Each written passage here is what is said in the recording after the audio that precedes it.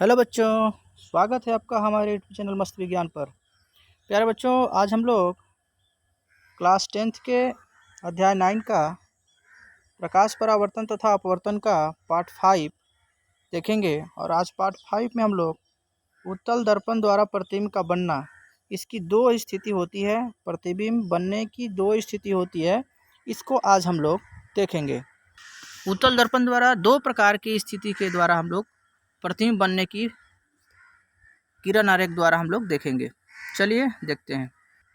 प्यारे बच्चों, उत्तल दर्पण में दो स्थिति होती है वस्तु को रखने की। कितनी स्थितियां होती है? दो स्थिति। आप देख रहे हैं ये उत्तल दर्पण है, ये आप उत्तल दर्पण देख रहे हैं, एमएन उत्तल दर्पण है। और उत्तल दर्पण में दो स्थिति मैं इसलिए बोल रहा हूँ क्योंकि एक स्थिति है जब वस्तु अनंत पर हो, जब वस्तु कहाँ हो? अनंत पर हो। और दूसरी स्थिति हो सकती है अनंत और पी यानी ध्रुव के बीच स्थित कोई, जैसे हम सेकंड में देखेंगे। आप देख रहे हैं इस प्रकार से, जब वस्तु अनंत और ध्रुव के बीच स्थित हो। ठीक है, तो दो स्थिति को हम लोग देखेंगे। इसमें दो ही प्रकार के वस्तु को रख करके हम लोग प्रतिबिंब बना सकते हैं और इसी को हम लोगों को देखना है। सबसे पहले हम लोग देखेंगे किस प्रकार से इस वस्तु का जो है चित्र बनाना है। पहले इरेज कर लेते हैं।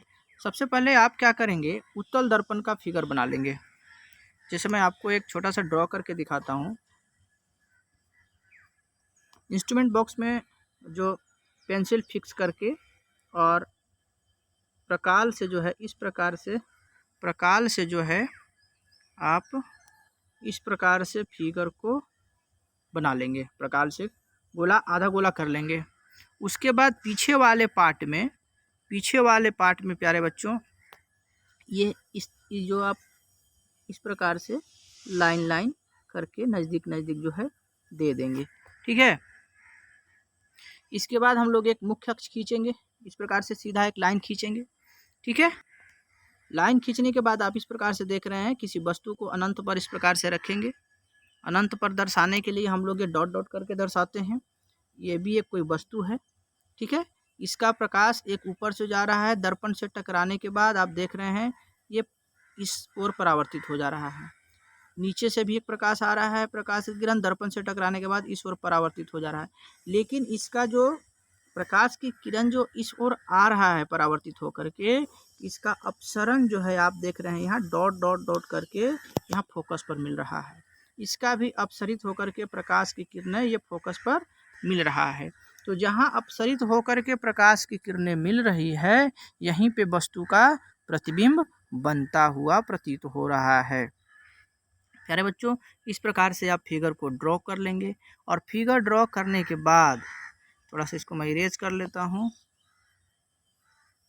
फिगर ड्रॉ करने के बाद आप जो है ये वाला पार्ट यानी प्रतिबिंब की जो स्थिति है उस पार्ट को आप जरूर लिखेंगे। प्रतिबिंब की स्थिति के पार्ट को जरूर लिखेंगे।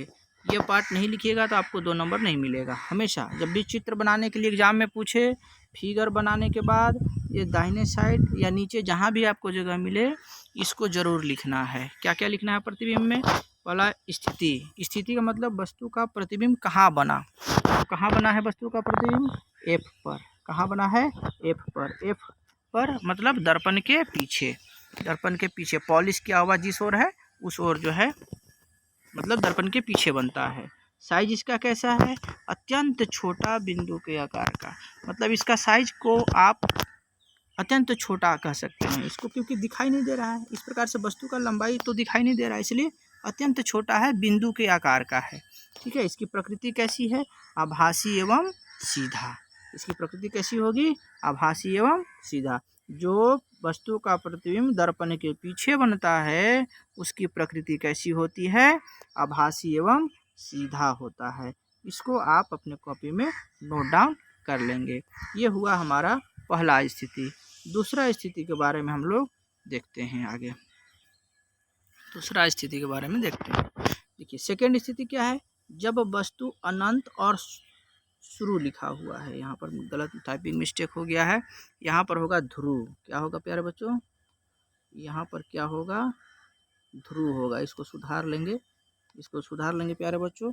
जब वस्तु अनंत और ध्रुव के बीच स्थित हो। अनंत और ध्रुव कहने का मतलब, अनंत तो आपने देख लिया, और ध्रुव ये पी को हम लोगों ने ध्रुव कहा है, तो इसके बीच स्थित है। अब इसका प्रतिबिंब देखें, किरण आरेख देख रहे हैं कैसे बनेगा। ए भी कोई वस्तु है, यहाँ से ऊपर से कोई वस्तु इस प्रकार से आ रहा है और अपसरित होकर के ये सीधे फोकस की ओर जो है इस प्रकार से लाइनिंग ऐसे बना हुआ है। दूसरा, एक केंद्र से होकर के अपसरित होगा, ये वापस इसी ओर लौट जाएगा और ये अपसरित होकर के कहाँ मिल रहा है, केंद्र की ओर मिल रहा है। तो इस वाला किरण और ये वाला किरण जहाँ पे दोनों मिल रहा है वहीं पे क्या बन रहा है, वस्तु का प्रतिबिंब बन रहा है। आप देख रहे हैं ए बी, ए डैश और बी डैश कहाँ पे बन रहा है, पी और एफ के बीच में, यानी कि ध्रुव और एफ के बीच में जो है वस्तु का प्रतिबिंब बन रहा है। और कैसा बन रहा है उसका हम लोग यहाँ पर लिख देना है।